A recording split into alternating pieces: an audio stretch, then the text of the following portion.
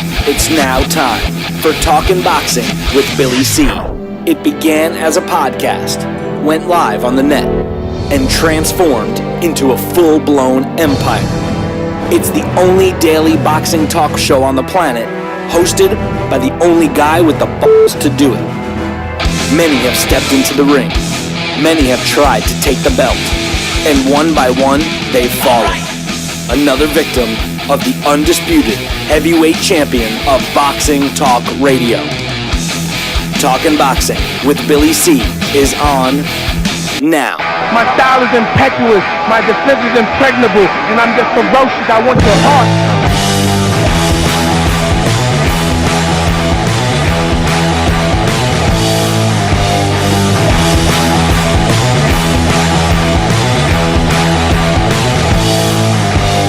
Coming to you live from the Billy C Studios in Lake George, New York. I'm Bill Calogero, and it's time for the Billy C Show. Good morning, good day, good evening, whenever you're listening. I hope you're doing all right. Special shout out to all of our radio and television affiliates.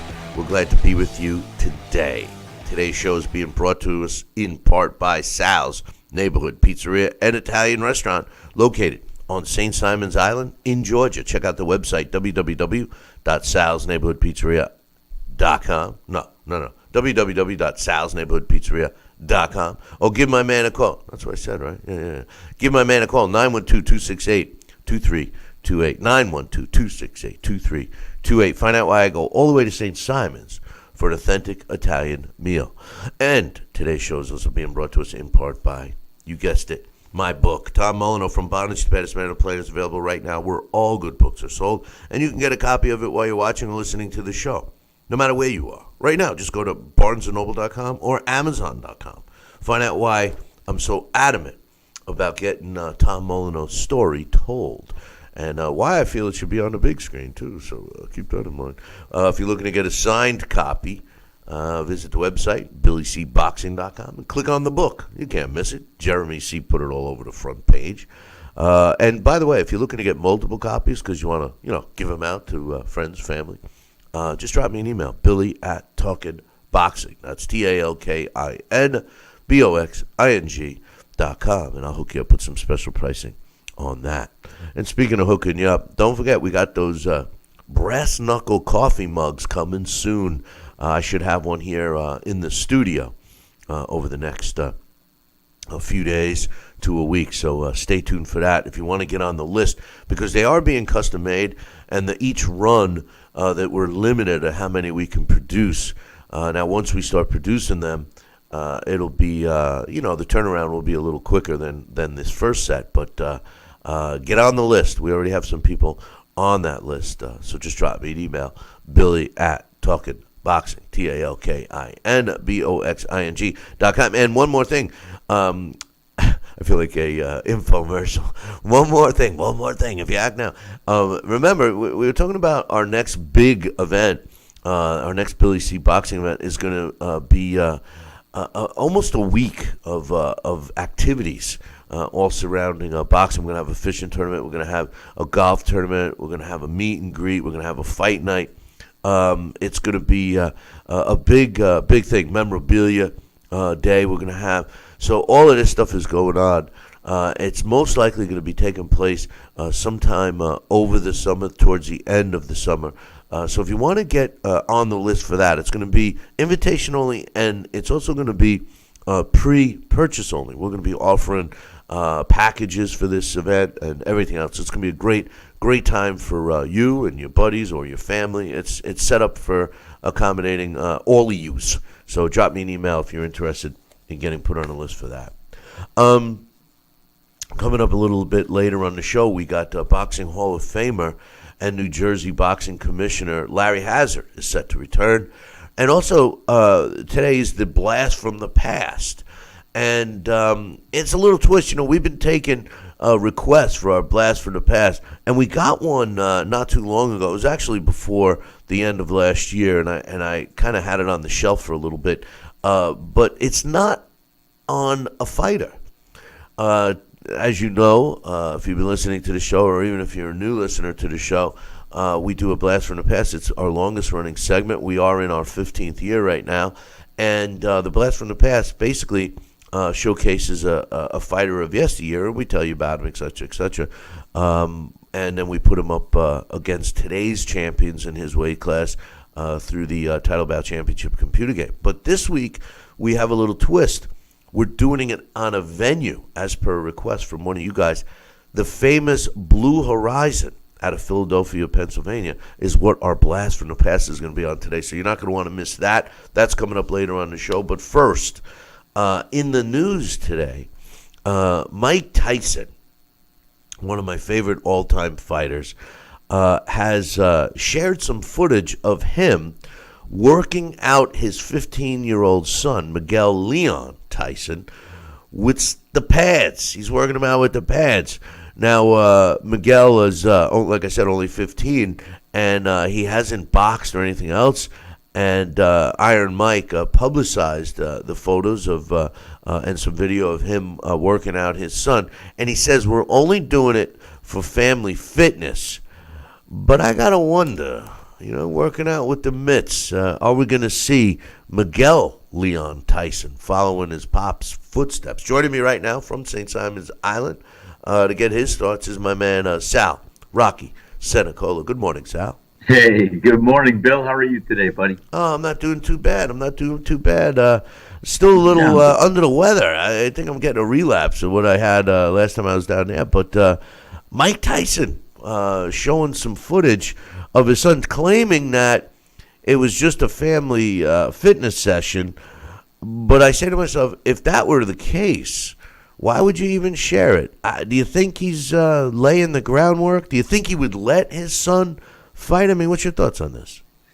I'll tell you, as a father who has a son that also would like to get in the ring a little bit, it's a hard decision. And, of course, there is so many benefits of training and boxing and just hitting the mitts and heavy bag and jumping rope and the cardiovascular. Boxing is a fantastic workout, and you should be able to do it for most of your adult life, and it's great. Now, I think the seeds have been planted in this young individual. Why not? I mean, this guy has grown up under the tutelage of a boxing legend, and so I would nothing less than what I would expect is him to aspire to want to try to be like his father. So picking up a glove, I think there was a little flame ignited, and having his father hold the mitts, and he probably doesn't even have the realization yet of how real important and significant his father was at this level. I think when he realizes, I mean, he does realize, of course, but I mean the importance and everything else, and what it takes. I think he definitely has a fire lit inside of him, and Mike Tyson is only going to cultivate it. And I definitely could see Mike saying, hey, you know what? This is good. Let's do it in the family. Let's get you in shape. We'll teach you a few things. And you know what? Maybe we'll have you do a little amateur boxing and teach you a little bit of that and see how you do. And, it just takes one flame to light after another. And, I mean, that's how easy it is to get in a ring as an amateur, to start and to fight. And then you aspire, let me try the Golden Gloves. Oh, good. Wow, I won the Golden Gloves. Let me try the AAU state championship. Oh, I won that. Let me go to a national AAU. So it one thing after another until the flame ignites and it's out of control. And you contain it and you feed that fire and you have that burning desire to continue to box. And if you're being brought along, if you understand the repercussions, if you understand what's all involved, if you could be dedicated and focused, why not? So I think it's a great stepping stone, a good little tutelage, and a good little time for father and son to get to know each other on a boxing level. You sound like Customato. First you create the spark, then you create the flame, then it goes to a fire, then it turns into a blaze. The thing is first and foremost, at 15 years old, I'm sure Miguel Leon Tyson has heard and knows about his pops. But secondly, maybe Mike is right saying that he's just doing it for fitness, because at 15, that's already starting late in boxing. I mean, we talk about muscle memory all the time, and these guys that played football, let's say from Pop Warner, 8, 10 years old, all the way through high school and college, and maybe sustain an injury and turn to boxing. They never really pan out, and a lot of the reasons why is because of muscle memory. I would think that if Mike Tyson was going to let his son, or maybe his son never showed any interest until now, I would have liked to have seen him start a little sooner, wouldn't you? No, I wouldn't. No, and I'll tell you why. And there have been many cases where a fighter has started a little later in life, and has had the maturity and the mentality and the mindset to respect the sport and to understand it and to want to be the sponge later in his years to absorb and really grasp what the whole process is all about. Of course, that's when you had world-class trainers that did nothing but show examples of the old school and the sweet science. And there might be a different training atmosphere today. But no, 15, my own son, I told him when he wanted to start at 8 and 9, no, I want him to mature a little bit. Don't forget also, you've got those young the young early muscle tissue and connective muscle tissue, the ligaments, the tendons. They're all growing. They're all maturing. And I used to have trouble as a young athlete when I was wrestling or even boxing and doing other things where my body, my muscle tissue was developing faster than my connective tissue, meaning the ligaments, the tendons. And you can have a sports physician probably tell it better than I can. But the bottom line is sometimes the muscle tissue is stronger at the time than the connective tissue. And you get stresses, pulls, strains, rips, tears. And when you're that young, it's not the worst thing in the world to wait till you're 15, 16. When some of this is caught up, there's more of a balance, and you're going to be hitting the bag, and you're going to be having explosive moments with your muscles and things, and it can withstand a little bit more pressure at that time. Correct me if I'm wrong, but I believe that. And I feel that at 15, 16, I think it's an ideal time to start boxing. And, I think it's perfect time.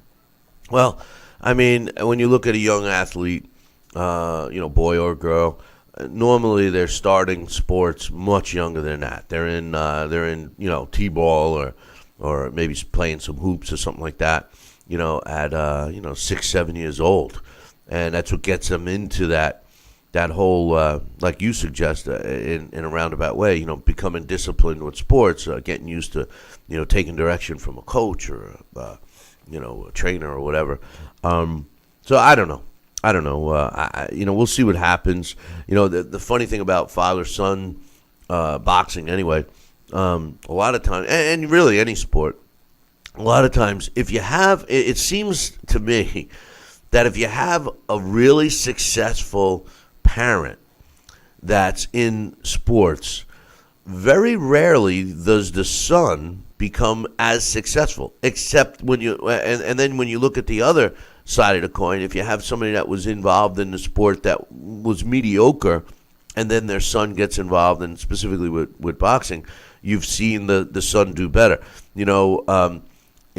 Case in point with Buddy McGirt, he reached championship level. His son was never quite as good. Then you look at Roy Jones Jr., and his father was not very good, but his son was real good, Right. So you look at a couple of cases like that. Now, in football, I know of a couple very similar, where the son just didn't pan out.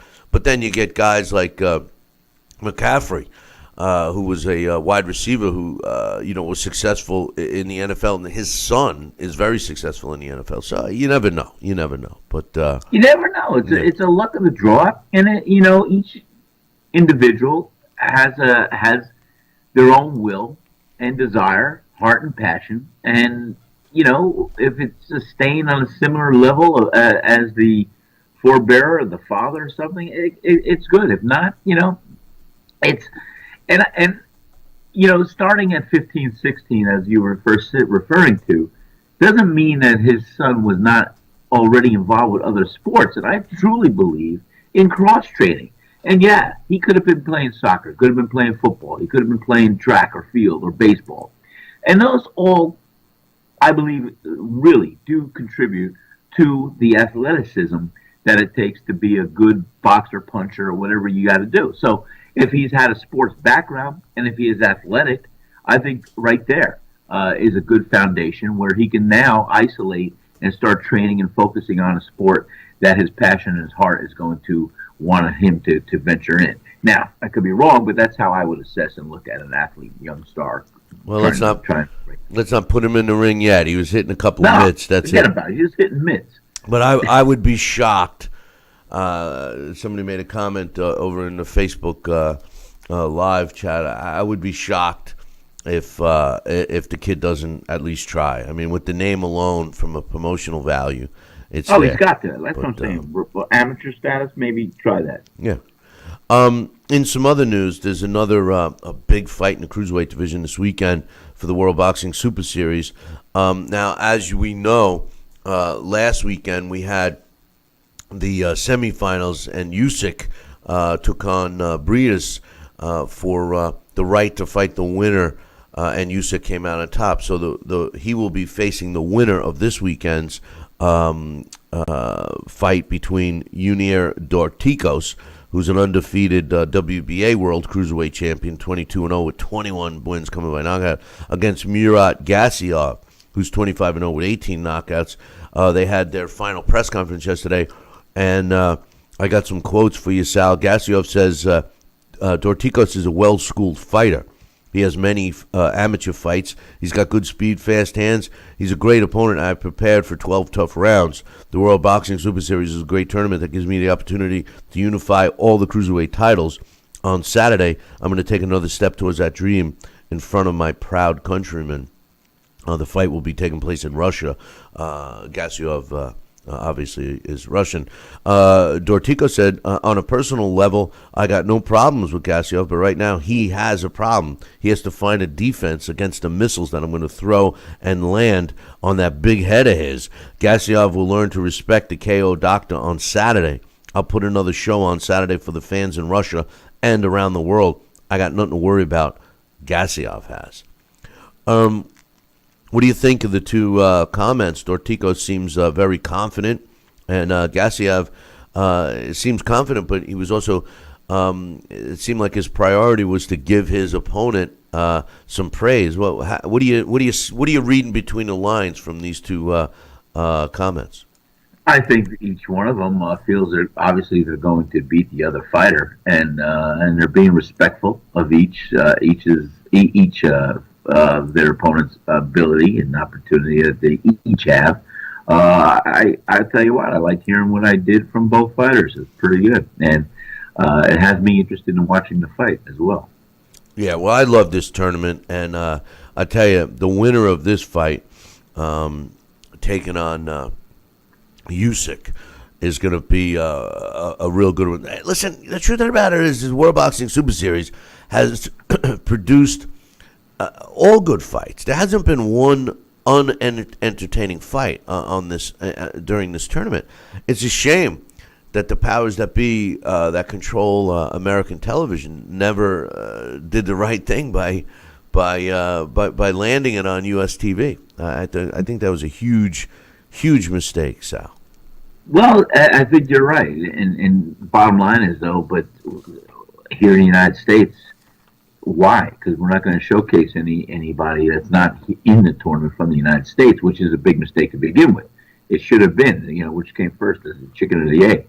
Well, we should have had some U.S. fighters that felt that they could put their career in that path and in that zone to join the tournament. But it's a different mindset here, and fighters are brought along differently. And I give my hats off all the time for the fighters in Europe that wish to partake in this kind of tournament that's going to declare a winner and not be subject to the governing bodies of boxing that have politics involved and everything else.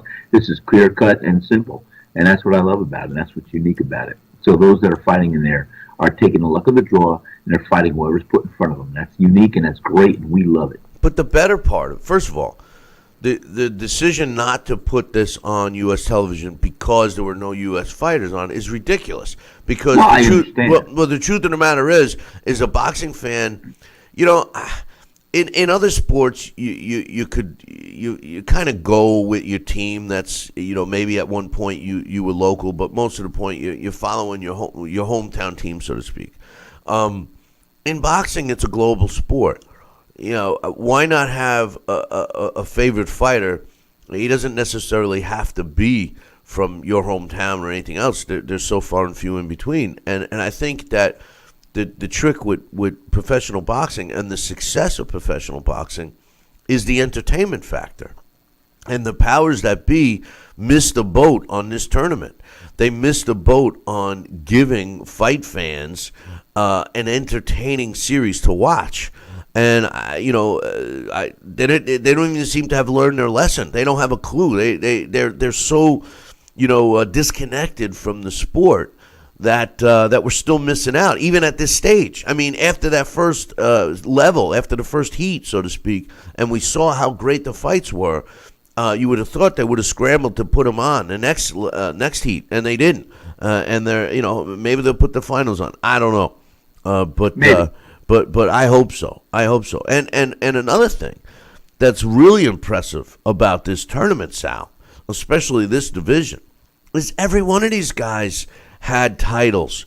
They're all putting them on the line. It wasn't about the stupid belt. Here in the States, too many times you see the fighter that parades around a belt, and the networks, try to put value in the belt until they lose that belt or give up that belt. Now all of a sudden it doesn't have value. Well, these guys, the desire to prove that they were the best superseded the belt value, and that is what I love about this tournament. These are all unification fights. Gassiev is a world champion. Dorticos is a world champion. The two fighters that were participating last week both had belts. Now Usyk is a unified champ. So I mean, it's a win-win situation, and yet you can't. And any American boxing fan that doesn't see that these guys have what you and I and my man Larry Hazzard, who's going to be coming on in a little while, I'm sure he shares the same thing, that old school mentality of, in order to be the best, you got to beat the best. You got to prove that you're the best by fighting the best. It doesn't matter which color belt you're wearing around your waist. It doesn't matter how much money you made in the ring. It doesn't matter if you have an O on your record. At the end of the day, the best beat the best, and then they come out on top. It's the old king of the mountain, right? That's right. No, that's the truth. I mean, you said it just as simple as you can. And I believe that that you are 100% correct. And that's what's so unique and so special about that kind of tournament, where they are putting everything on the line, and they're taking, like I said earlier, the luck of the draw and who they're going to fight and when they're going to fight. And it's out of their promoters' hands, out of their managers' hands. It's that they volunteered to join this tournament, and they're going to be compensated, and they're going to be praised, and the winners are going to go on. And the losers will still have a good shot because they did the best they could, and they're going to be highlighted. And you know what? It's a shame that ESPN or some other station didn't pick up this series, because it's just like, boxing is a world sport. So is soccer a world sport. I'm not telling them to film cricket or some other sport that's popular in England or so here, and we don't get it. But the bottom line is that when you have a world sport, if it was a big soccer tournament, we'll see Germany play Spain. We'll see this and that. It's on ESPN. So why couldn't they show a fight like this on ESPN or something? Well, because the guys that make the decision don't know the sport, and that's the sad truth. But in any event, speaking of fights, Alexander Povetkin, now one of our contributors to this show via email and also with his column, had told us about this fight 2 weeks ago. We talked about this, and now it's hitting the news, but apparently they're saying that it's still being negotiated. But Alexander Povetkin and David Price are going to be on the undercard of AJ and Joseph Parker at the end of March. Eddie Hearn is a promoter of both of these fighters. To me, this doesn't seem like a competitive fight in the heavyweight division. Although I feel that Alexander Povetkin is not as dangerous as he once was. As a matter of fact, he seemed... I can't help but think of the fight with the guy with the broken neck. He should have taken this guy out. He got physical therapy and stuff in the ring. I mean, they stopped the ring for 7 minutes, stopped the fight for 7 minutes, and let him continue. So he's definitely not the same. But David Price never was. I mean, this was a guy that had a lot of fanfare, and people thought he was going to show a lot of potential. And right now, to me, he's just an opponent. I don't see this fight being competitive at all. What do you think? No, I agree with you, and you made some good points. And we'll see if we're going to be looked at after the fight reveals itself of how competitive it'll be. But I agree with you. One other thing before I got to take a break here. The fight that's taking place in a couple of weeks on February 17th in Vegas between Bam Bam Rios and Danny Garcia. They just announced the another fight that's going to be on that card. Yordenis Ugas, who's a welterweight, is going to be taking on Ray Robinson.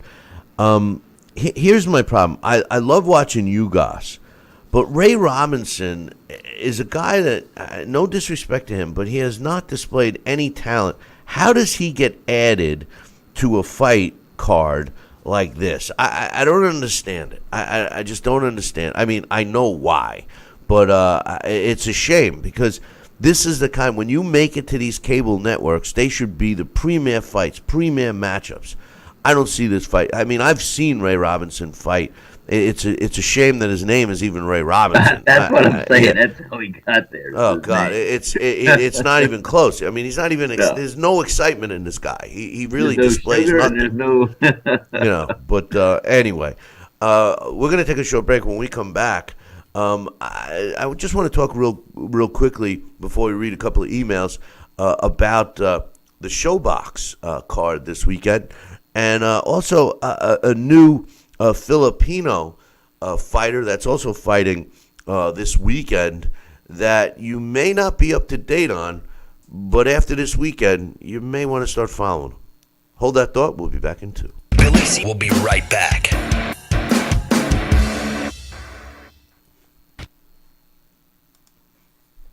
Broken air conditioning, $4,400. Failing refrigerator, $2,500. Don't let outrageous repair and replacement bills like these bust your budget. Get the First American Home Warranty Plan. And when a covered appliance or system breaks, we'll repair it or replace it for you. We had a high-end dishwasher go kaput. They put it in a brand new dishwasher. We have plans that cover air conditioning, most appliances, plus heating, plumbing, electrical systems, and much more. Plans start as low as $25 a month. Why let a major appliance or system breakdown bust your budget or go through the hassle of finding trustworthy service people? Last year alone, we saved our customers over $120 million. Don't wait until something breaks and you're stuck with a huge bill. You save a lot of money. It's absolutely worth it. If you don't have First American Warranty, get it. Call 1-800-946-6234 for your free no-obligation quote. Looks like you're not sleeping well. How did you know? And Megan! Hey, you're that guy. The My Pillow guy. That's right, and I'm here to help you get the best sleep of your lives. Just like all of you out there, I had problems sleeping. I had tried every pillow out there and none of them worked. That's why I invented My Pillow. My patented fill adjusts to your exact individual needs and helps keep your neck aligned. My Pillow will hold its shape all night long, regardless of your sleep position, for the best sleep of your life. Call or go online to order My Pillow Premium, and Mike will give you a second pillow absolutely free. Use the promo code on your screen to get 2 My Pillows for the price of 1. Don't delay. Order now. You're sleeping better. Much better. And you're looking good. Feeling good. I knew you would. For the best night's sleep in the whole wide world, visit mypillow.com. If you or a loved one have had hernia repair surgery with mesh reinforcement and suffered infection, chronic pain, mesh migration, mesh failure, organ damage, or needed additional surgery, call the Rely On Group right now. You may be eligible to receive a cash award and compensation for your medical expenses. Your voice deserves to be heard. Call the Rely On Group to be connected with a personal injury attorney for a free consultation. Call 800-715-4869. That's 800-715-4869. Are you currently on Medicare? In other words, do you carry the red, white, and blue Medicare card? If so, are you suffering from chronic back pain? If you answered yes, you may be eligible for a pain-relieving back brace covered by Medicare at little to no cost, shipped directly to your home for free. These medical-grade back braces are ideal for lower back pain, arthritis, spinal disorders, and other chronic back problems. Will you qualify for a medical-grade back brace? Call Back Brace America at 1-800-290-8300.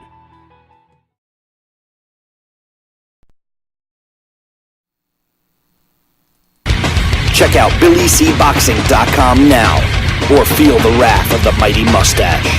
Oh, that hurts. Why are you doing that to my face? I hate you. That's BillyCBoxing.com. Consider this your warning. Now back to Billy C. Interact with the show at BillyCBoxing.com.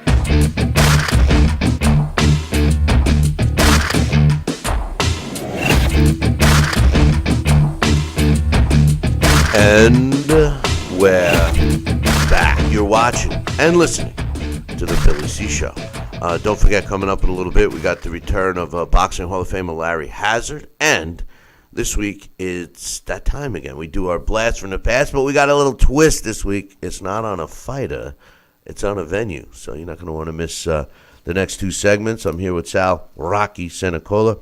And Sal, this weekend on the Showbox broadcast, which is taking place Friday out of Iowa, they added another fight. But the main event, and I'm not talking about the fights per se, but the main event is going to be Ronald Ellis, who's undefeated 14-0 with a draw with 10 knockouts, taking on Junior Younman, who's 13-0 with 9 knockouts in the super middleweight division. And the co-feature is Thomas Matisse, who's 10-0 with 8 knockouts, taking on Rolando Chenilla, who's 15-1-1 in a lightweight fight. Sam T and Love are going to be fighting in the third fight. But here's my point. Showbox, especially this broadcast, Showbox, the next generation, used to showcase these kinds of fights where you got, two young fighters going at it. And, for the most case, the majority of the fan base really didn't know who they were. And this was an opportunity to see these guys fight. And I felt that Showbox kind of left that blueprint a little bit when they, jumped into bed with Al Heyman and the PBC. And we got to see a lot more showcase fights where you're looking at one side beating the snot out of the other side. In this case, I think we're seeing at least 2 of the 3 fights are going to be 50-50 fights. And I think that's good. I hope that Showtime takes advantage of the lack of quality fights that HBO has lined up. And this might be the beginning of what we see for the rest of the year. What's your thoughts? I think it's a good platform. I think it's great. And anytime you get 2 undefeated fighters young and early in their career like that, I think it's going to be some bragging rights. I think it's going to be a situation where both fighters will still have, after one loss, one of these guys is still going to have a great opportunity to go on. He's going to learn from this. They both will learn from this. So I think it's a good little platform to launch some big careers early on while they're developing and starting to formulate a plan to make it to the big-time boxing. Right, like they used to do. They kind of got away from it, and I'm glad that they're back on that. Great model. Yeah, just keep in mind, we have been being loyal to the Facebook live stream, but that is not our regular stream. If you want to see the same version of the show that goes out on TV, make sure you check it out on our YouTube channel, because that's the full-blown version. When you think of Filipino fighters, at least over the last several years, Manny Pacquiao's name pops up.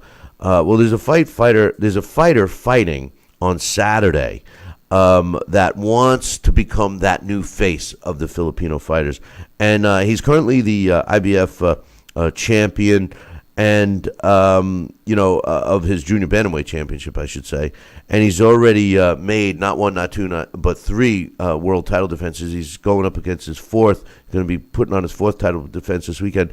Jerwin Ancajas is his name, and I probably murdered his name, and I apologize for that. 26 wins, 1 loss, 1 draw. 18 of his wins coming by knockout. He's taken on Israel Gonzalez, who's 20-1 with 8 knockouts.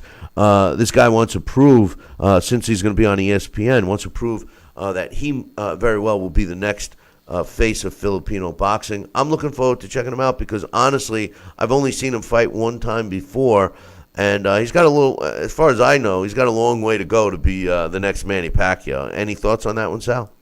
Well, yeah. I mean, you look at it, he's coming from a very small country, and he's coming along with an aspiration of looking at an idol. I mean, Manny Pacquiao is synonymous with his home country and everything else, and I think that to aspire to be the new face, I think is magnificent. And if he can sustain and keep that mindset and have the talent and ability and the desire and the heart and the passion to rise to that level, and everything goes right for him, why not? Hey, it's great. Put him up there. So I'm looking forward to seeing him and seeing how he looks and what he could do. Excuse me. Oh God, sorry about that, Sal. I got a couple of. You got it right in my ear. That just came. That's one of those coughs that just came right out. But it's not contagious, is it? I hope I didn't get phlegm all over the mic. But anyway, I got a couple of emails. This one's from Jesse. He says, "Hey Billy C, I think Roy Jones Jr. is an all-time great, but I do agree with Dax." That he depended on his reflexes and speed. Roy wasn't as busy with his combinations and fighting on the inside. He wasn't. He was not your constant attacker. He did fight most of the best fighters in his time. This is in response to our discussion about Roy Jones Jr. It actually was prompted over my sickening feeling of the accolades that they give him on HBO. It makes it sound like this guy can walk on water. And although he's a first ballot Hall of Famer and his own, generation's superstar, he's far from that today. And I just can't stand listening to the accolades. We brought up some questions about him earlier. Listen. Any athlete depends on their reflexes, speed, etc. And then when that starts to go, so does their career. That's the problem why a lot of these superstars never want to let go, because they mentally are prepared and their bodies just don't live up to it. He says, Billy, I agree with everything you said about Triple G against Canelo. He says, I believe Canelo must work the body more. Throw more combos, jab and counter and move. Triple G needs to cut the ring off better, work the body, use the jab, and expect Canelo to move to his right a lot. He says, I think Khan should retire. I don't really want to see him again. I've lost interest in him if you're gone from the sport. He says, what's your thoughts on Filip Hrgovic? Boxrec already has him at 60 overall in heavyweight division after 3 fights. He did well on the undercard of Super Series of Boxing. He says also Lucas looks slow and doesn't have much left. Linares must fight another champ. I'd like to see him fight Lomachenko next. I'd like to see him fight Lomachenko next too. As far as Filip Hrgovic, this guy is ranked at number 60 in the world. He's 6'6" with 225 pounds, Sal. He's only 3-0 with 3 knockouts. But here's the thing. His pro debut was against Rafael Zambrano Love, who's a journeyman fighter, which we usually see fighters, that are trying to get that name on the resume. This guy had his pro debut against him and knocked him out in the first round. His combined opponent's record for 3 fights, 55 wins, 19 losses, and a draw. 75 fights for a guy that's 3-0. I think it's impressive. In the 2016 Olympics, he won a bronze medal. He lost to Tony Yoka, who's a big time prospect in the heavyweight division out of France, who seems to be his kryptonite. He lost to Yoka in the amateurs in 2015. However, he did beat Yoka in 2010. And you know who else he beat as an amateur, Sal? No, who? world champion, WBO world champion Joseph Parker. So, yeah. Are you kidding me? Yeah, no. So Filip Hrgovic is a guy to keep an eye on for sure. All right, he might be the real deal. We'll see. Yeah. I'll keep an eye out. One other thing I wanted to mention real quick before we go to break here, and we're scheduled to have Larry Hazzard come on, is my man Johnston sent an email. Let me just read it. He says, good morning, Billy C and Sal. I wanted to send a request. I was wanting to send in a request for a fantasy matchup for your new segment, but I stumbled across a tragic story about Sheffield boxing legend Harold Graham. I know you remember him, Sal, Yes. who was affectionately known as the Bomber. Harold has been detained in a psychiatric ward for his own safety after suffering chronic depression. A 58-year-old who has struggled with life after boxing has been sectioned against his will, and he's been going missing in London. What's even more heartbreaking is that his partner, Karen Neville, who has helped him fight back from depression and 3 times at attempts at suicide, is ill with stage 3 cancer. For those who don't know, the Bomber had a 20-year career, winning 48 of his 54 professional fights. He's generally acknowledged as one of the best British boxers to have never won a title. He fought in a tough period between 78 and 96 against some of the best in the division, like Mike McCallum, Julian Jackson, and Charles Brewer.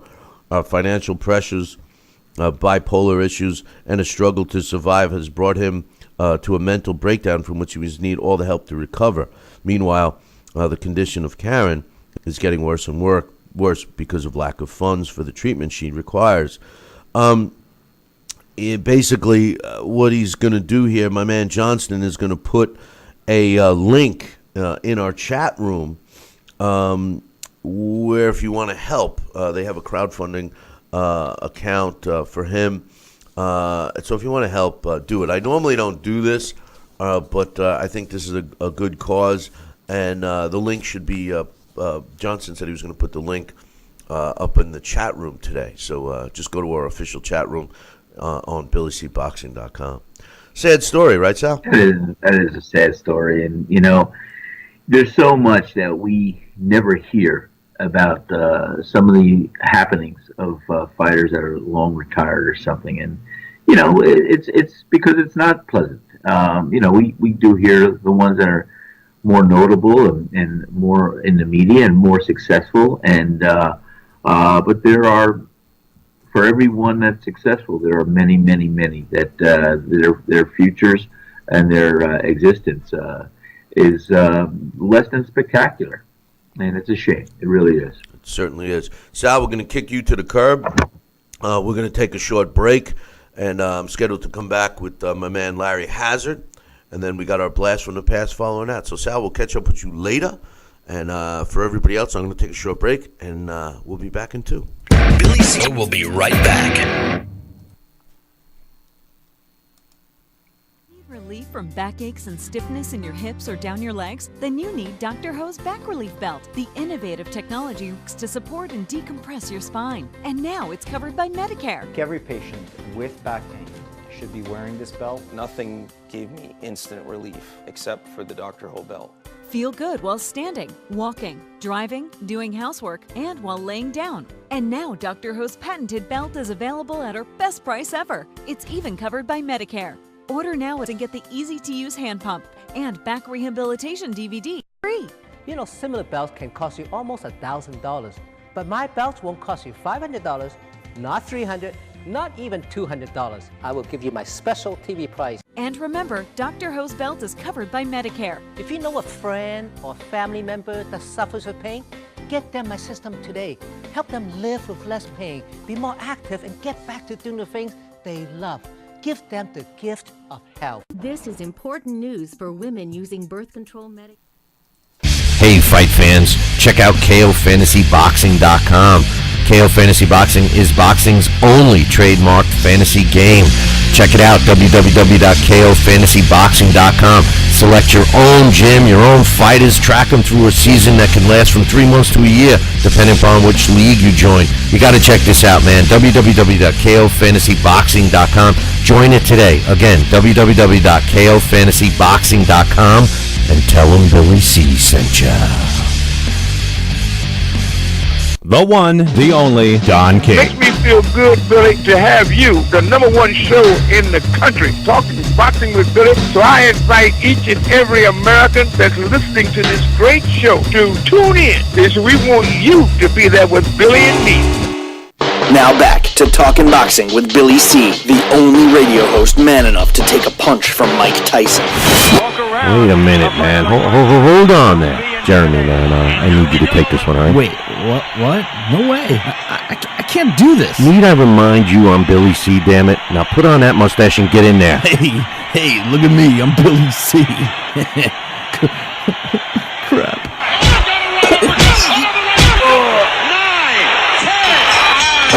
The undisputed heavyweight champion of Boxing Talk Radio. It's Talking Boxing with Billy C. Now back to Billy C. Interact with the show at BillyCBoxing.com.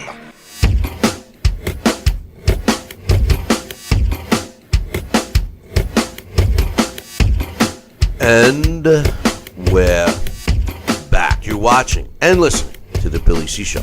Glad you could be with us. And speaking about being with us, joining us right now, my main man, Larry Hazzard. Good morning, Larry. Good morning, Billy. Hey. How you doing, my man? How you doing? How you doing? I'm doing fine. Good, man. I'm glad to hear that. And I might as well throw you right into the ocean here. Yesterday, it was officially made official, which we all knew. But you know how boxing, you know how boxing is. It's got talk about drama. It's worse than a room full of women trying to out dramatize themselves. But Triple G and Canelo finally officially made it official that they are going to be fighting, just like we all thought, on Cinco de Mayo. I was criticized yesterday for saying that I felt that they dragged this out. And I got, believe it or not, and I find it hard to believe, but I got this email, well, actually a comment, from someone that said I was an idiot, that it wasn't dragged out, that they last fought in September. And I took my socks and shoes off, Larry, and I figured out that it was 8 months. It'll be 8 months between the fights. That fight should have happened 3 months later at the most. What's your thoughts? Yeah, well, the sooner they happen, the better. I mean, so it was dragged out for whatever the reason, okay, but it doesn't make you an idiot because you said that, A rematch, especially a highly anticipated rematch, doesn't have to go 8 months. You're talking 8 months, that's almost a year. A fight of this nature, certainly didn't have to wait that long, so they did drag it out. For whatever the reason, I don't know. But that's a fight that could have taken place 3 or 4 months later, and I think everyone would be satisfied with it. Not only that, the result is going to be the same, whatever that result is. It's not like these guys need 8 months to get ready for it, or, like there's some big mystery. You know what I mean? We knew that the fight was going to take place, because business, is just good business for there to be a rematch on that fight. So I agree with you. They didn't have to wait that long. A lot of people feel that, Canelo's ripping a page out of Mayweather's book, trying to get all the edge, everything in his favor. And one of them is the fact that Triple G is older and, dragging it out of several more months might add to, become an advantage for Canelo. I just think that boxing in general, forget about Canelo and Triple G for a minute, I think boxing in general shoots itself in the foot by, following what Bob Arum had said famously one time, everything's got to be marinated and this and that. I disagree, Larry. I feel that boxing, I think we need to strike the iron when it's hot. When you got a fight that people want to see, put it on. Because there'll be another one to take its place. There's no reason that we have to put the sport on hold to wait for a matchup that we're in. I believe, and I want to hear your opinion, I believe that that's what hurts the sport. It turns people away. We've become, humans have become we want stuff now. Look at technology. You want to find out what's going on in the news. You look at your phone. You can find out live news wire. The newspapers are old news by the time you get it the next day. So why make us wait? I mean, if they really want to get boxing back to where it was, give us the fights. Another fight will pop up. What's your thoughts? Well, people don't like to feel like they're being used for whatever the reason. Marinate, whatever term Bob Arum used, is really not necessary. I don't know if it really turns people off or turns the fans away, but it certainly, people become less tolerable of the sport when, in fact, they know that it's going to take place. They simply feel that it's being prolonged because of greed or some other reason. But it's not necessary to drag these situations out. And people, especially sports fans and boxing, they want things now, here and now. They want it right away, and that's what you're there for, to give it to them. Give it to them right away, because the numbers will be there. Certainly you're going to make the money when people really want to see it. They're going to come out and buy it. You may lose some of the fans in that respect by prolonging the event.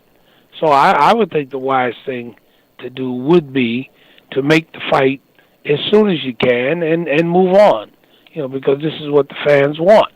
And that's what you're there for. You're there to give the fans what they want, because those are the ones who put those are the butts in the seats, so to speak. Right. And that's what you want. Exactly. That's my point. Why make it wait? Like, look what happened. We all wanted Pacquiao Mayweather for years, and they make us wait 5 years too long, and we end up with an anticlimactic fight. The same thing is happening right now in the heavyweight division. For the first time in years, we have a fight that everybody wants to see. There's not a boxing fan out there that doesn't want to see Anthony Joshua fight Deontay Wilder.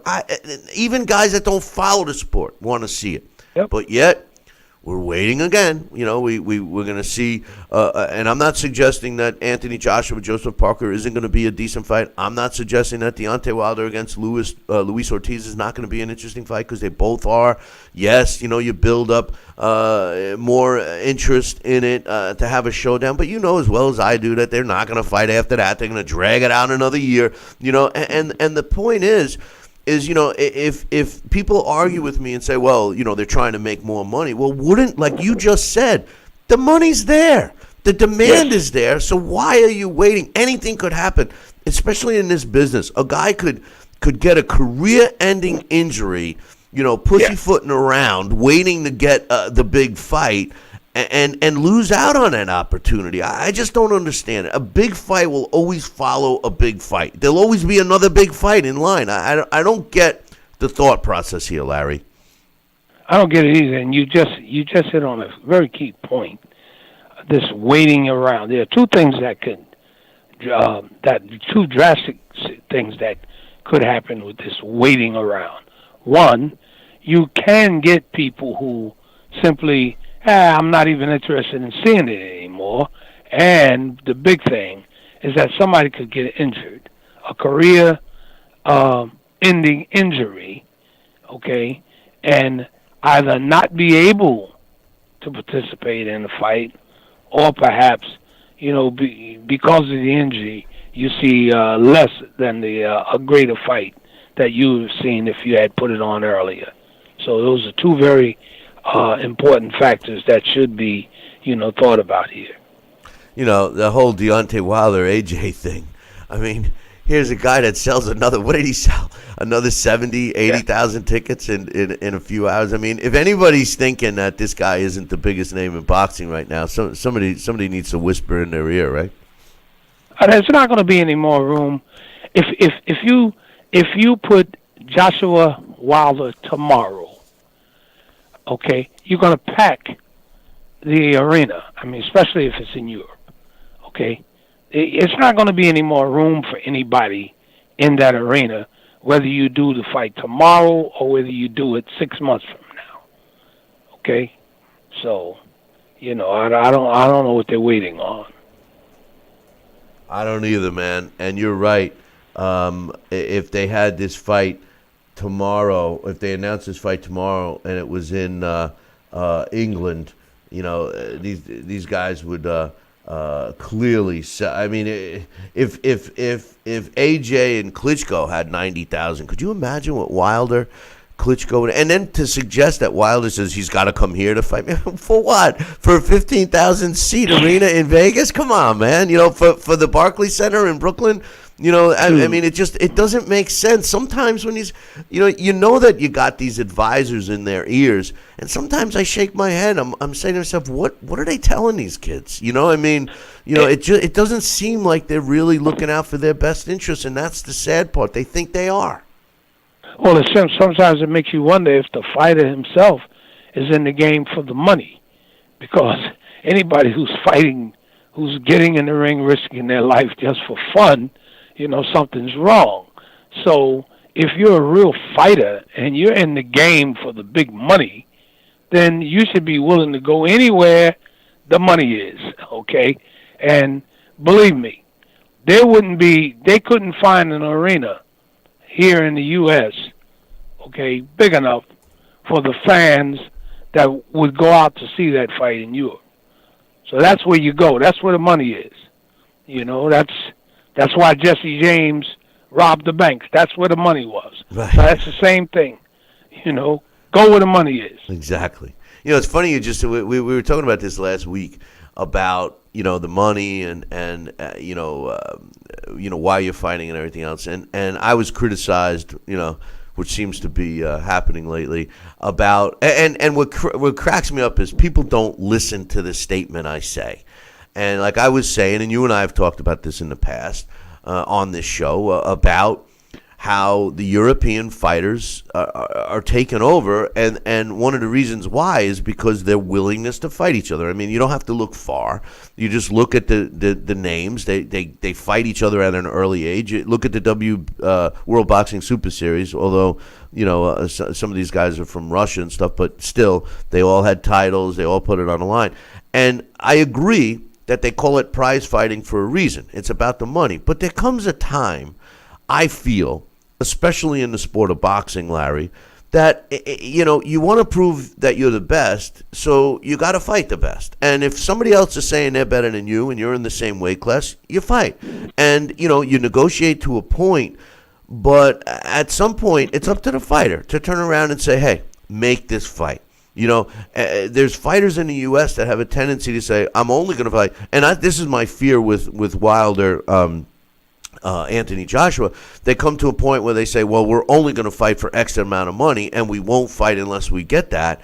And then you miss out on the fight. I mean, do you think that these guys should have that old school mentality at some stage of negotiation, or should it be all about the money? Well, you know, there should be a little bit of the old school mentality. I mean, you know, boxing is very dangerous, okay? So if you're going to, you're really risking your life for the entertainment of others. So money has to be the greatest incentive. But, you know, we always have to keep tradition in mind also. Okay, you're still an athlete. You know, boxing is a sport that certainly has a certain amount of royalty attached to it. So, you know, the legacy aspect of it certainly is a factor, you know, so you just don't disregard that. So you have to have somewhat of that old school mentality. You know, let's do it. I'm the best. I want to show the world that I'm the best, okay? But I want to get paid. I want to get paid for it. So there has to be a healthy mixture of both of those attitudes, you know. But whenever I see a fighter who constantly prolongs a fight that he knows and everyone else knows that they want to see it happen, then I begin to question now whether he really wants to fight. Okay? If Wilder keeps on talking the way he's talking, I'm going to start to question, do you really want to fight Joshua? You know, is there something else involved here? Okay, because everything else is in your favor. The money is there. You got a chance now to prove that you are the greatest fighter. So why does he have to come here? You know, so after a while, these demands begin to take on a nonsensical flavor, okay? Because once you get inside of the ring, it's only you and him. So if you are the best, you're going to win regardless of where you are, if you're the best. So after a while, you know, these demands become, you know, less convincing, you know, if you want to, you know, for lack of a better term. And there has to be some other motive if you constantly, you know, insist on things that don't make any sense. What bothers me is that in that case, I know we're off topic here, but in the Wilder AJ case, Deontay Wilder has not yet made $2 million. He hasn't made $2 million yet. He's demanding an outrageous amount of money to fight Anthony Joshua. And I get it. I know that that's all part of the bargaining, and you know that as well. But to suggest that they have to fight in the U.S., my next question is, okay, let's say we play this game, and we say, okay, we'll have it in at the Barclays Center, or we'll have it in Vegas, whatever. Who's going to pay for it? Who's going to write the checks? Who's going to be the promoter?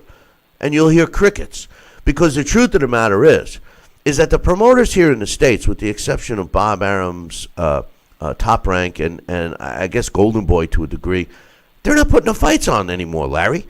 These guys are promoters that aren't writing checks. They want to be the other side, the guy that comes in and gets a piece of the co-promotion, but he's not actually laying out any money. And I'll call it out. It's guys like Lou DiBella, you know. And the truth of the matter is they can't afford to bring Anthony Joshua over here. So why don't we just eliminate that BS from the rhetoric and say, okay, now let's just focus on the money. We know it's not happening in the U.S. because we don't have a promoter willing to open up a checkbook. You know, we might not even have a promoter that could afford the fight. So we know we got a promoter in Eddie Hearn that can fill arenas with 70, 80, 90,000 people. So let's just focus on that. What's your thoughts?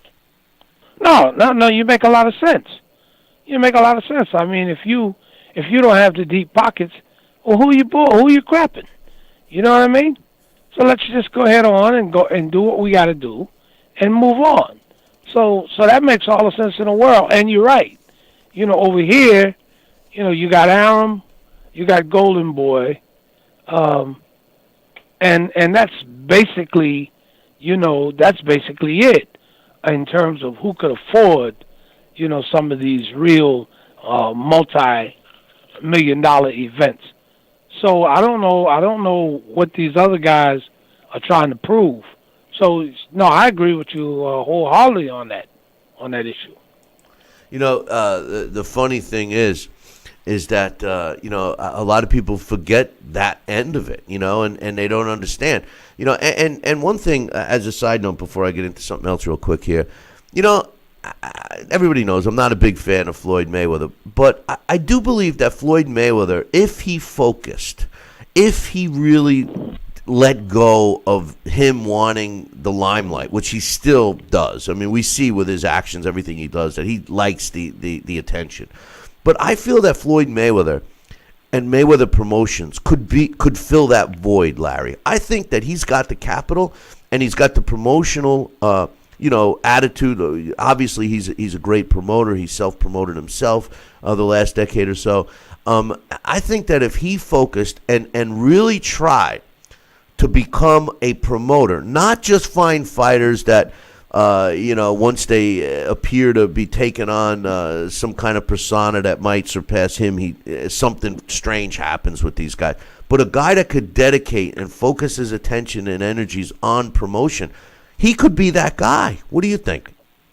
Well, you mentioned the key element. You mentioned the key element there. He does have the capital. He's got the gall and the gumption. He's got the drive. He's got all of the elements to be the guy.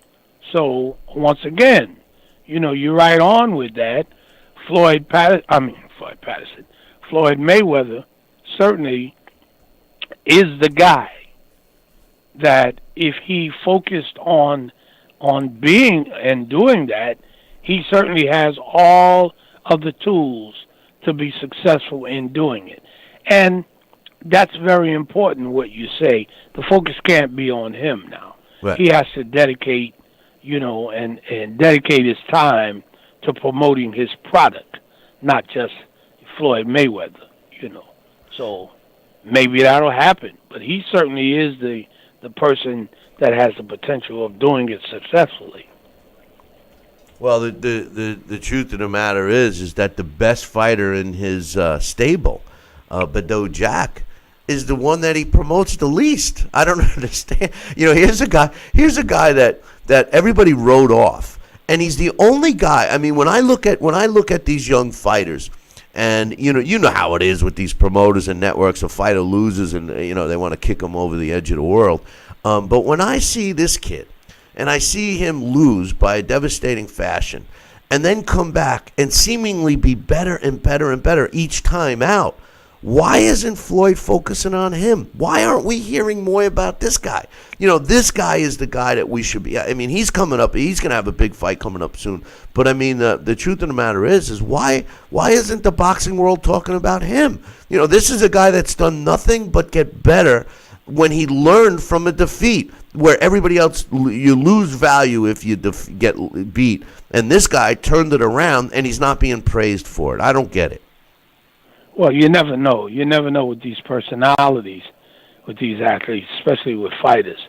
Now, Floyd seems to have high hopes and focus a lot on the kid from Maryland, Gervonta Davis, who, in my opinion, I hope he doesn't become another Broner, because he seems like he is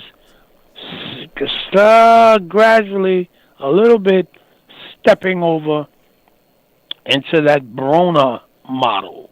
I was very disappointed in his last outing, in which I still say to this day he should have been disqualified for hitting that guy definitely behind the head, okay, and, he ended up winning.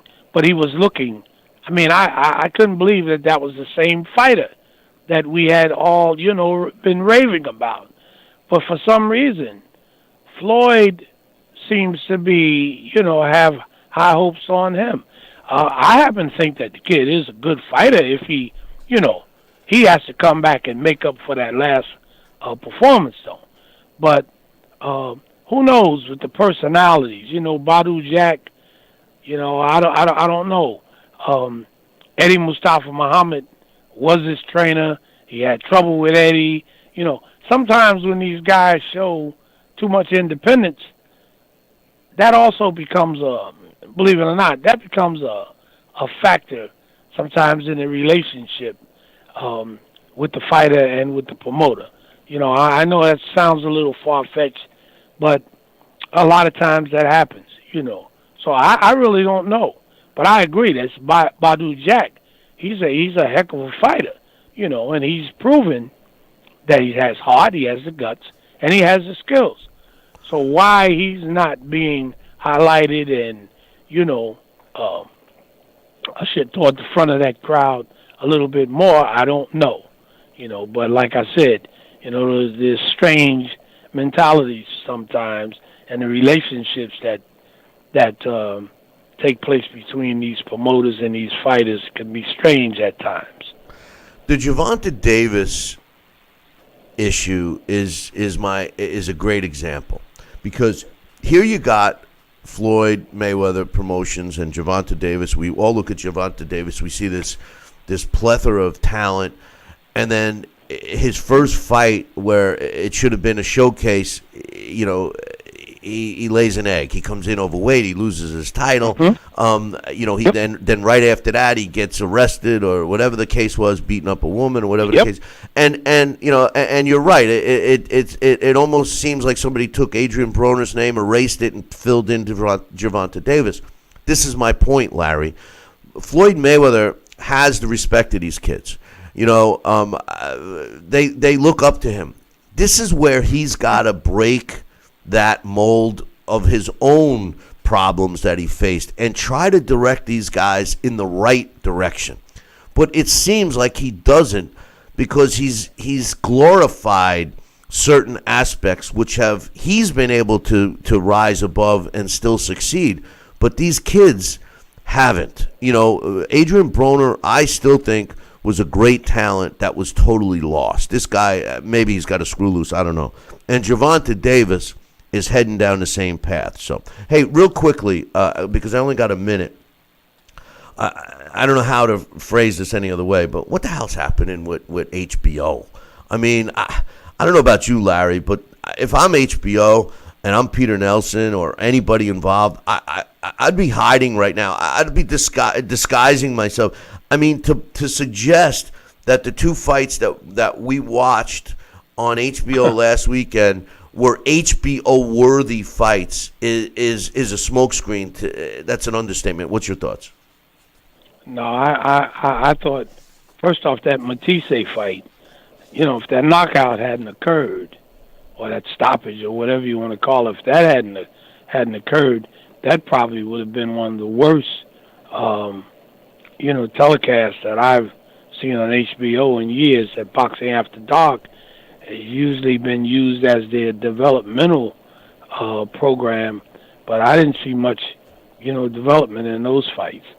So, I was disappointed, and I think that the viewership probably will tell you, I don't know what the numbers were, but I don't think that the viewership, probably was disappointing also, but maybe it'll get better. HBO has always found a way to hang in there, to come back, so maybe it'll get better as the year goes on. But that was a kind of poor showing last week, in my opinion.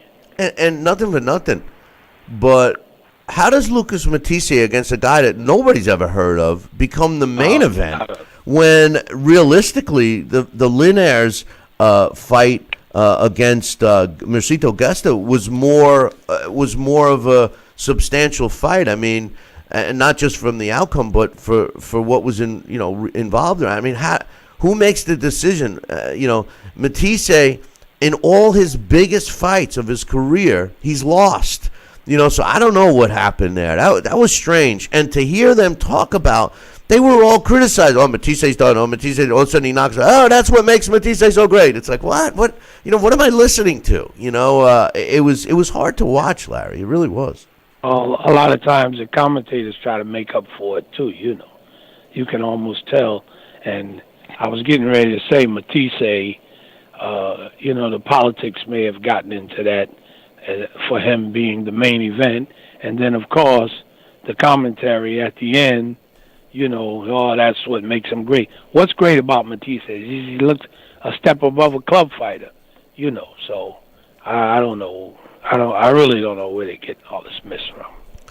Larry, it was great having you back, and we'll be looking forward to you next weekend. Any Super Bowl predictions, my man? Oh, let me tell you something.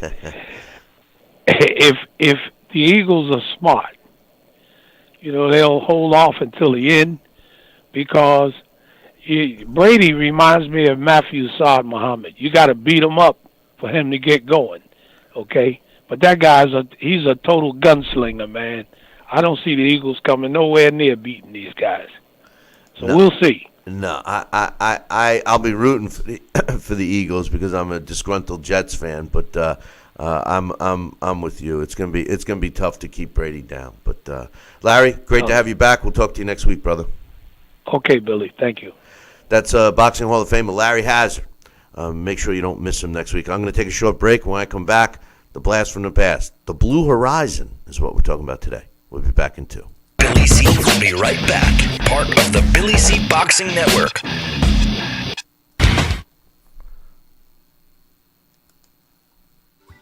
Snacking has never been this exciting. At Graze.com, we combine wholesome ingredients with the flavors we all love to create over 100 exciting snacks, like these. We'd love to send you a Graze sampler box for free.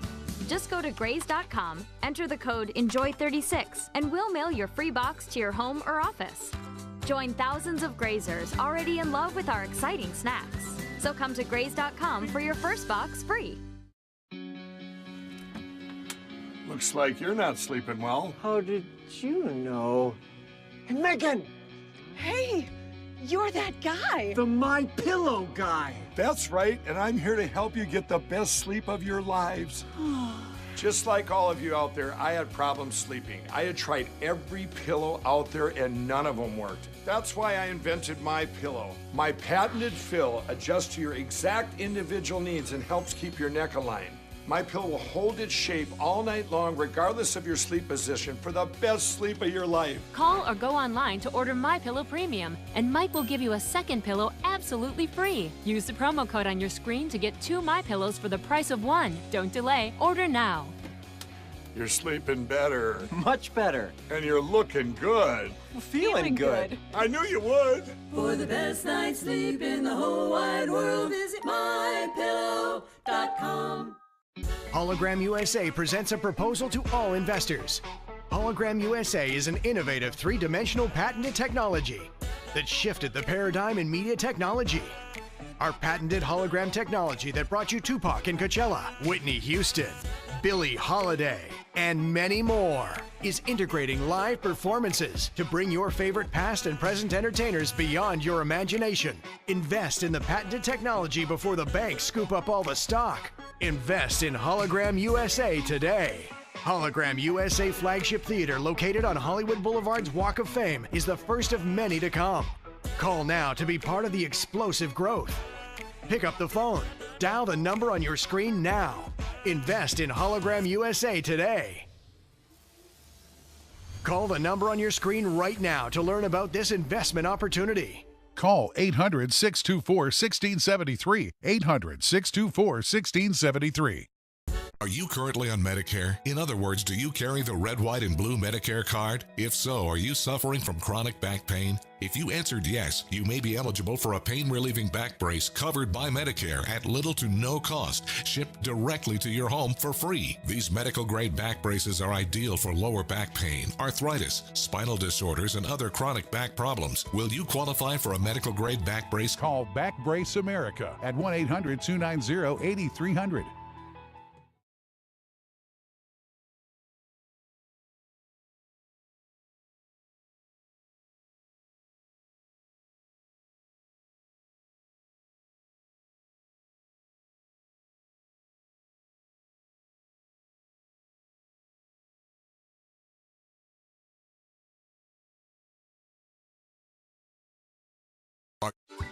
Snacking has never been this exciting. At Graze.com, we combine wholesome ingredients with the flavors we all love to create over 100 exciting snacks. Like these. We'd love to send you a Graze sampler box for free. Just go to Graze.com, enter the code ENJOY36, and we'll mail your free box to your home or office. Join thousands of Grazers already in love with our exciting... Check out BillyCBoxing.com now, or feel the wrath of the mighty mustache. Oh, that hurts! Why are you doing that to my face? I hate you. That's BillyCBoxing.com. Consider this your warning. Now back to Talkin' Boxing with Billy C. He may not have an Excellence in Broadcasting award, but the night's still young. And he's got martinis. So you never know what may be by morning. It's Talkin' Boxing with Billy C. Talkin' Boxing with Billy C. Now back to Billy C. Interact with the show at BillyCBoxing.com. And we're finally back. I'm Billy C. and glad you could be with us. I don't know, did I hit a wrong button or something? That seemed like an awfully long commercial break. I gotta pay more attention. I'm too busy in all these chat. Listen, can everybody just stay in the one chat room? You know, I mean, I was playing around. I've never responded to the chat room up on the YouTube page, but it's been fun the last couple of days, and Facebook Live too. But where's Jeremy C when you need him? Anyway, it's that time again. For our longest running segment, The Blast from the Past. We like to take suggestions and requests from people, and I got a strange one. So this week's Blast from the Past is being brought to us in part by KO Fantasy Boxing. Check it out, www.kofantasyboxing.com. And also the Title Bout Championship computer game, which is going to be kind of tough for this week's Blast from the Past. It was a request, a special request, to do a Blast from the Past not on a fighter, which we normally do, but instead on a venue. And one of the more famous boxing venues. Today, we are going to be talking about the Blue Horizon in Philadelphia, Pennsylvania. And joining me right now to tell us all about the Blue Horizon, and I'm curious to see who he puts the Blue Horizon in the title bout, maybe against the Fell Forum. I don't know, but Alex Pierpaoli joins me. Good morning, Alex. Good morning, Billy C. How are you? I'm doing well. I'm sick again. I got sick after I came back from St. Simon's. I was like on my deathbed, and I made a full recovery. And then all of a sudden, it's like the same thing has happened, the same symptoms and everything. I don't know, man. We were talking about it yesterday. I think one of these little bacteria is going to wipe out the human race. That's what I think. That's right. And it might wipe out aliens, too. At least it did in War of the Worlds. Well, remember, it was the common cold that wiped them out. See, maybe that's why they don't come and invade us. They're scared of all the germs on this planet. That's right. Big, tough aliens with their spaceships and their laser beams and their ray guns, and they die from a sniffle. There you go. Well, I can relate to that. Sometimes when I'm sick, I feel like I'm gonna die. I'm just gonna die. I feel like I'm gonna die. But Blue Horizon, interesting request, huh? Yeah, this isn't. All right, I'm sorry, I lost you there for a second. Yeah, very interesting. A building. I think that's a good idea to have it fight the Felt Forum. How can that happen? Unfortunately, the person I wanted it to have fight, but it doesn't seem like he's in the game, is Rockin' Rodney Moore, who was unofficially known as the king of the Blue Horizon because he was the fighter who fought there the most. Huh. I didn't know that. I'm looking to get educated a lot on the Blue Horizon. I know one of the first things that surprised me was how old the building was. It was constructed in 1865. I mean, that's Civil War time, man.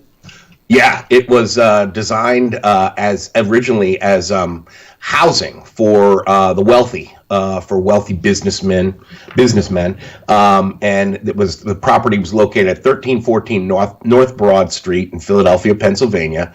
And like you said, 1865. It was ritzy. There actually is a pretty cool little video on the interwebs there on YouTube from a couple of guys who their YouTube channel is called The Proper People.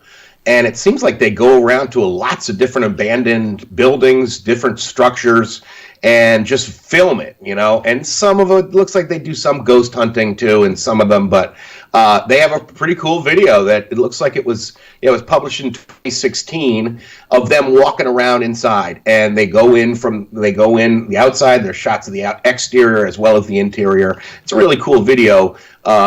To get a feel of the location, and it is one of those places that certainly any old structure, when it's empty, you could almost feel the ghosts, and certainly watching this video, you can imagine ghosts of old gladiators because they walk through the area where there's almost like rooms that are like partially, there's like a partial divider, and it must have been where the undercard fighters prepared.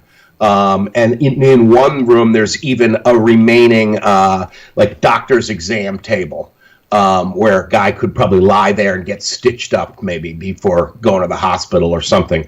But yeah, it's pretty good. It's one of those places that there's no lousy seat in the house, and it was amazing because it almost has like this bowl quality to it. It's like I said, 1865 was when it started. It had two fight cards in 1938, but it didn't really get involved in boxing until 1960 when a legendary promoter and a landlord extraordinaire in Philadelphia boxing named Jimmy Toppy Jr. He purchased the property, like I said, in 1960, and they kind of, unofficially named it Toppy's Auditorium. And the name, I think somebody in the chat room might have mentioned this. I just jumped screens here, but the name comes from a song from the 1930s called "Beyond the Blue Horizon," which was composed by Leo Robin and Richard Whiting and Frank Harling. And I guess it was in a 1930 film, Monte Carlo, but that's where the name comes from. And so from what BoxRec seems to show, it looks like there was a total of like over 300 fight cards there. 380 different events. And Russell Peltz was the big promoter that really got, I think the reason why so many people know the name and why it did win the Ring Magazine #1 boxing venue is because of the USA Network show that lasted, that was in the 80s and 90s. And Russell Peltz was a major part of, getting that series off the ground. He was the promoter. One of the things that I found fascinating during the the history, the evolution of the Blue Horizon, if you will, was, like we stated in the beginning. Here it was built in Civil War times, 1865, to basically house the upper class. A lot of places, old hotels that were built in the late 1800s, early 1900s, people used to reside at. So this was a common thing in cities. But when it was sold in the early 1900s, it was sold to the Loyal Order of Moose Lodge, which, every time I hear that, and no disrespect to the Loyal Order of Mooses out there, or Moose, I guess Moose is singular and plural, I think. But I believe you're right. Sort of like deer. It's a deer. Oh, how many? It's deer. But anyway, Loyal Order of Moose. When I think of that, I think of the Loyal Order of Water Buffaloes, Fred Flintstone's club. I knew you were going to say that. Yabba dabba do. But anyway, I can't help but think of that. But it had its time, and like you said, they were the ones responsible for bringing boxing in the first ever boxing event held on March 1st. But the interesting thing was that on March 28th of that year in 1938, Willie Redesh, who became a trainer, he was a heavyweight at the time. He was known for training my man, Sonny Liston, and Joe Frazier. So, at least the Joe Frazier connection with Philly, that seems to hit home, And when Jimmy Toppy bought it, did he buy it specifically to turn it into a boxing venue? Is that pretty much the way the story goes? Because he was a fight promoter. So from what I see at Philly Boxing History's site, it does seem like that's what his intention was. He purchased it for a sweet $85,000. Now, granted, this is 1960, but 1961, $85,000 was a lot of money. Yeah, that probably is a lot of money. Think about that. I know in the early 80s, where I am now in Lake George, you could buy a house on Lake George for under $50,000, and now that those same houses are being sold well over $1 million. So so in 1961, $85,000, it was probably a lot of money for a building that old. Think about that. The building was already 100 years old, Alex. Yeah, it's pretty amazing.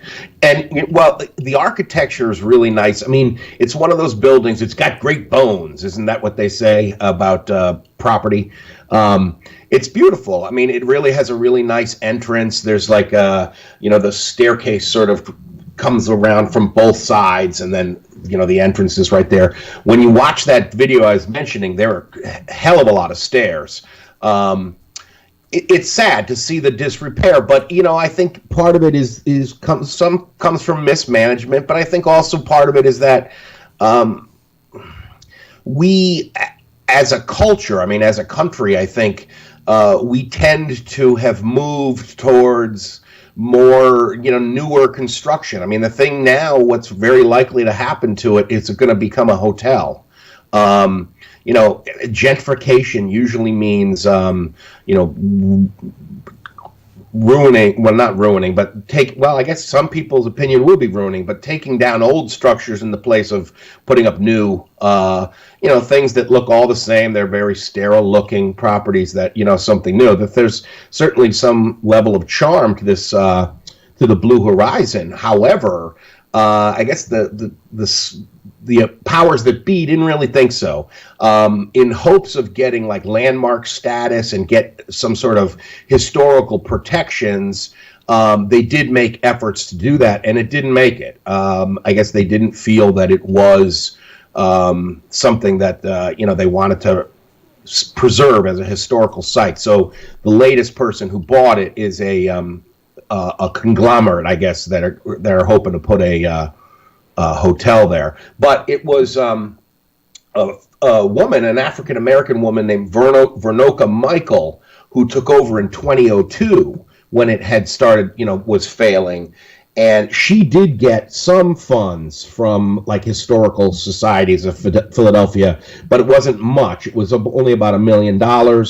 And, she did put on 39 shows there. She was one of the first, she was the first African-American woman to promote female boxing. And I think she was one of the promoters or the promoter for Jackie Frazier Lied. But she promoted 39 fight cards there between 2004 and 2010. But then it does look like, maybe she was the one who eventually was, the building was shut down because of lots of violations, for electrical work and plumbing and stuff like that.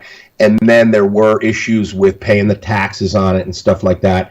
And it seems that, there seems to be back and forth between her and Russell Peltz, because I guess he stopped doing fights there.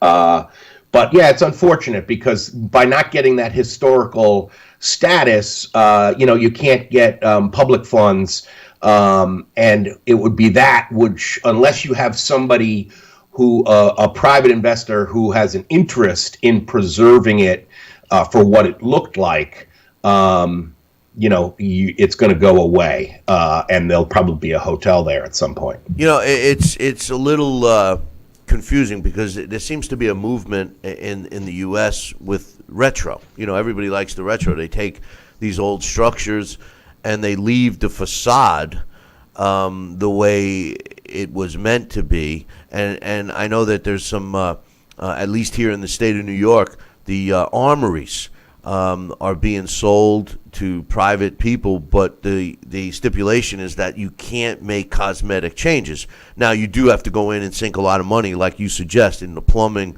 and electrical, which obviously for a building that was constructed in 1865, and that's no easy, inexpensive point. But the thing about the Blue Horizon that makes it so, in my opinion, which makes it such an important part of boxing history, forget about all the guys who fought there. The Harold Johnsons, the Dick Turners, Gypsy Joe Harris, which was a famous fighter, Curtis Coates, who was a world champion. They did even have world championship fights there. The original Willie Monroe, even Tim Witherspoon, Cycle Hart, Bernard Hopkins, Matthew Saad Muhammad, Benny Briscoe, all fought there. But and there was a world title fight there in 1997 when Peltz promoted Charles Brewer against defending his IBF super middleweight title. But the thing that makes this venue such a big part of boxing history, in my opinion, Alex, and what's really we're losing here in the States, and people don't get it, and it's the backbone of the sport, is the club shows. The club shows are the backbone of boxing. Yeah, we all watch the big fights on HBO, and Showtime and stuff like that. I'm critical of the level of fights we're seeing on HBO lately, and but that's because those are the fights that level when you're watching is supposed to be those fights that are established fighters. But the backbone of the sport are club shows, the small venues that can seat a few hundred people, even though this place sat well over 1,000. But the small venues that would bring in those neighborhood kids, those fighters that would create rivalries, all those things that aren't politically correct anymore.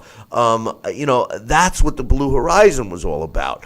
And to tell you the truth, Alex, back in the 20s and the 30s, every town had a Blue Horizon, not to the historical ramifications that the Blue Horizon have, but they all had these venues that would house these club shows, and that's become extinct. And I think that you can draw a direct line to the reason why, one of the reasons why boxing has lost its popularity is due to the lack of club show venues that are available throughout the United States. Yeah, I think there's definitely something to that, and I mean the Blue Horizon is the perfect example because it. You're right. That's exactly the niche it was. It's not like when you fight for the title and you get like a Canelo Golovkin level fight, or you get like Whitaker versus Buddy McGirt. Pernell Whitaker versus Buddy McGirt, you go to a big arena. You go to Madison Square Garden, or you go to Mandalay Bay in Vegas. But for the workaday, grind them out, start building a career type fights are all club fights, and this was a tradition that the Blue Horizon, because it was in a major fight town, Philadelphia, it became the place where so many people built their careers. And like you said, some of the names, just to go through a few, like I said, Rockin' Rodney Moore was considered the king of the Blue Horizon. He fought there more than anybody else.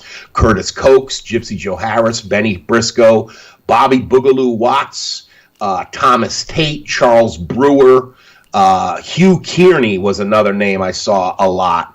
But the greatest fight that supposedly, what people think of as the best fight that ever took place there was when Stanley Kitten Hayward got off the deck to knock out Curtis Cokes by TKO at 2:45 in round number 4 of a scheduled 10-rounder. That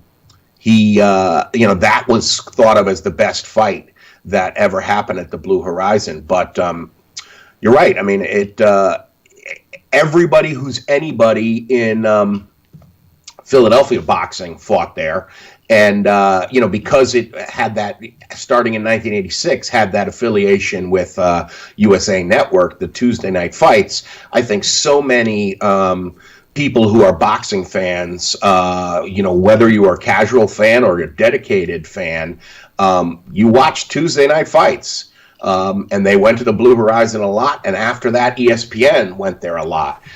It was one of those type of arenas, or where first of all, I think the word arena is appropriate, and you can't call that of a lot of places.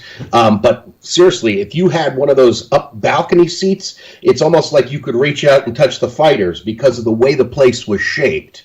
So yeah, it just must have been, that was one of the things when Rodney Moore said the first time he met Sugar Ray Leonard, the first thing Sugar Ray Leonard said to him was, "Wow, Rodney Moore, king of the Blue Horizon."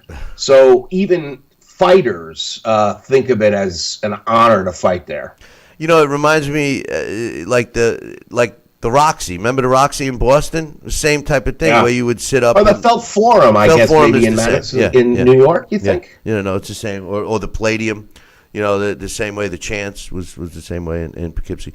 So one quick question as we wrap it up here.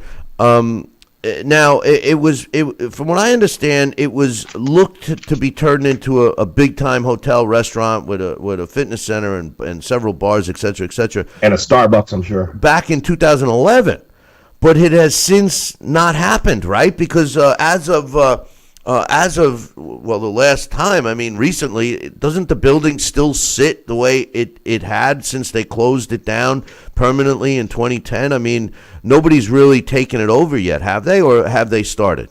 No, nobody. Not from 2015. The articles I see, it doesn't seem like anything's happened to it. Maybe something new, but there are. It doesn't look. I think the last I saw was, like you said, is that the possible future, likely future for it will be a hotel. I don't know what the neighborhood is like, so maybe that's part of the issue. Is maybe there's not a lot of development in that area, but because that's all I could think is why would a hotel not be building there? But one of the things that people have, it's always been a sort of place that was sort of rough. One of the famous lines was that the Daily News' Rich Hoffman noted that the paint is 3 colors: pink, blue, and peeling. And peeling. Yeah. Hey, well, with all your money, go write a check and buy the place, and we'll put some boxing back in there. Yeah, that would be cool. That would be a fun thing to. I think that's what Vernoka Michael really hoped, was that she could do that. Her and her partners, Carol Ray and Carol Whitaker, hoped that was. Going to be what they could do, is really, start a resurgence of the place. And it looks like for a while it did okay, but she must have gotten overwhelmed. And it does seem like just the age of the building made it a bit of a money pit, as they say. Unfortunately, everything revolves around money, but great job with the Blue Horizon. And Alex, I have less than a minute, but I wanted to get your quick thoughts on the official announcement that Triple G Canelo is going to take place. Do you think they dragged it out too long? I mean, should this fight have been taking place 3 months after the first, or what? I think that would have been best for the fans, and that would have definitely been best for Triple G. I think this really does tilt the the ring, if you will, towards Canelo. He's the younger guy. But I'm not sure, how much 6 months matters. It does seem like it did matter the first time. So I don't know. I think it's a bit of it just makes things a steeper hill to climb for Triple G at this stage of his career. But I'm looking forward to it. I think I'm still hopeful that it'll be as entertaining a fight as the first one. Hopefully it'll be a little more violent than the first one, because I thought that as much as the first one was highly competitive, I thought they didn't really, a fight never broke out. So maybe this time a fight will break out, and that's always fun to see. Yeah, especially in the boxing business. I'm over my time limit, but I got to get your quick thought on HBO. Are they going to snap back, or did we see the beginning of the end of HBO with that really terrible, horrific card that we had to sit through last week? Yeah, that was pretty dreary. Everybody was lucky, even if Matize's opponent did sit down a bit. I can't even remember his name now. It was so unmemorable. He did us all a favor by putting that thing to the end, putting an end to that card. I don't know. They've been slipping for a while, so it's unfortunate, because I tend to like the way HBO does business, but they're not the same, that's for sure. Well, that's my point. And it's been a while. That was my point. They had a chance to turn the tide, and they come on 2018 and lay an egg. I mean, geez. And then they have the nerve to promote the light heavyweight fights. You got a good one as the co-main event, and Kovalev against another guy as well known as the opponent who stepped in with Matisse. So It's looking pretty grim at HBO Boxing. So I don't know what we'll see. They need, because that'll be HBO pay-per-view, right? Canelo Golovkin. Yes. So yes. They need it badly. That's just true. Alex, great job. I got to take a break. I will talk to you next time. Maybe if you got some time, call in later in the week. We're opening up the phone lines tomorrow. All right, Billy C. Take care. All right. That's Alex Pierpaoli. You can catch him on Wednesdays as well as with us for our new segment, which I will announce later in the week. I'm well over my time. I got to take a break, and when we come back, I'll have Sal Rocky Cenicola. Don't go nowhere. Billy C will be right back. Part of the Billy C Boxing Network. Listen to this important message. If you owe money to the IRS, you will want to hear this. Penalties and interest compound daily on your back taxes, putting you under a mountain of debt. Tax 10,000 has years of experience connecting people with tax resolution specialists. Working through the IRS Fresh Start program, they will handle all the necessary forms, and if you qualify, you may end up saving thousands of dollars. Call Tax 10,000 at 800-773-4604. Need relief from backaches and stiffness in your hips or down your legs? Then you need Dr. Ho's Back Relief Belt. The innovative technology works to support and decompress your spine. And now it's covered by Medicare. Every patient with back pain should be wearing this belt. Nothing gave me instant relief except for the Dr. Ho belt. Feel good while standing, walking, driving, doing housework, and while laying down. And now Dr. Ho's patented belt is available at our best price ever. It's even covered by Medicare. Order now and get the easy-to-use hand pump and back rehabilitation DVD free. You know, similar belts can cost you almost $1,000, but my belts won't cost you $500, not $300, not even $200. I will give you my special TV price. And remember, Dr. Ho's belt is covered by Medicare. If you know a friend or family member that suffers with pain, get them my system today. Help them live with less pain, be more active, and get back to doing the things they love. Give them the gift of health. Broken air conditioning, $4,400. Failing refrigerator, $2,500. Don't let outrageous repair and replacement bills like these bust your budget. Get the First American Home Warranty Plan. And when a covered appliance or system breaks, we'll repair it or replace it for you. We had a high-end dishwasher go kaput. They put it in a brand new dishwasher. We have plans that cover air conditioning, most appliances, plus heating, plumbing, electrical systems, and much more. Plans start as low as $25 a month. Why let a major appliance or system breakdown bust your budget or go through the hassle of finding trustworthy service people? Last year alone, we saved our customers over $120 million. Don't wait until something breaks and you're stuck with a huge bill. You save a lot of money. It's absolutely worth it. If you don't have First American Warranty, get it. Call 1-800-946-6234 for your free no-obligation quote. Are you currently on Medicare? In other words, do you carry the red one? Billy C. Check out BillyCBoxing.com now, or feel the wrath of the mighty mustache. Oh, that hurts! Why are you doing that to my face? I hate you. That's BillyCBoxing.com. Consider this your warning. Now back to Billy C. Interact with the show at BillyCBoxing.com.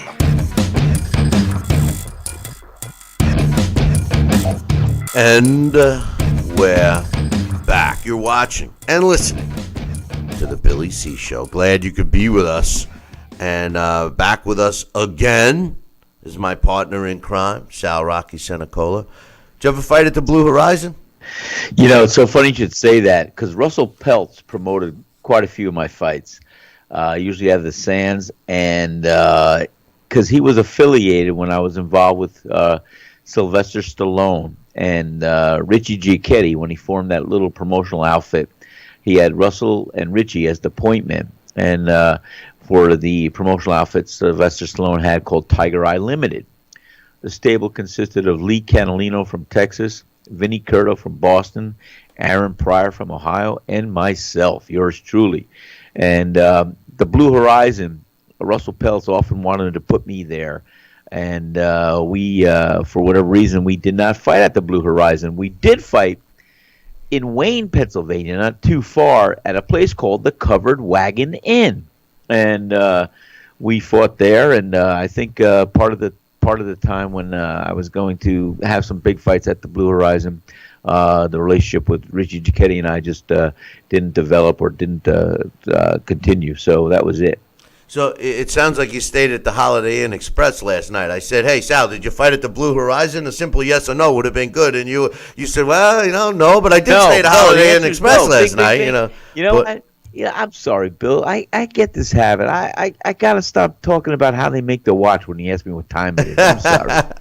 Hey, listen, tomorrow, during the last couple of segments, I've been struggling along multitasking as they're making fun of me. Normally, I only respond to one chat room, but today I was in our regular chat room. I was up on Facebook Live. I was even in the YouTube chat.